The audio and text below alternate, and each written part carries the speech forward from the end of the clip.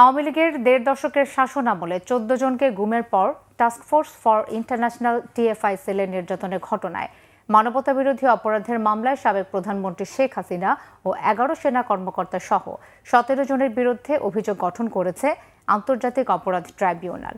একই সাথে আসামিদের মামলা থেকে অব্যাহতির আবেদন খারিজ করে দিয়েছে ট্রাইব্যুনাল। এই মামলায় ২১ জানুয়ারি সূচনা বক্তব্য এবং সাক্ষ্য গ্রহণের জন্য দিন ঠিক করা হয়েছে। এর মাধ্যমে এই মামলার বিচার শুরু হলো। মঙ্গলবার বিচারপতি মোহাম্মদ গোলাম মর্তুজা মজুমদারের নেতৃত্বাধীন ৩ সদস্যের ট্রাইব্যুনাল ১ এই আদেশ দেন। আগামী ২১ জানুয়ারি এই মামলার সূচনা বক্তব্য ও সাক্ষ্য গ্রহণের জন্য দিন ধার্য করা হয়েছে।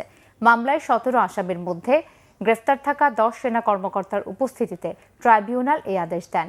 গ্রেফতার থাকা সেনা কর্মকর্তারা হলেন ৪ ব্রিগেডিয়ার মোহাম্মদ জাহাঙ্গীর আলম, তোফায়েল মোস্তফা সারোয়ার, কামরুল হাসান ও মোহাম্মদ মাহবুব আলম, ৩ কর্নেল KM আজাদ, আবদুল্লাহ আল মোমেন ও আনোয়ার লতিফ খান।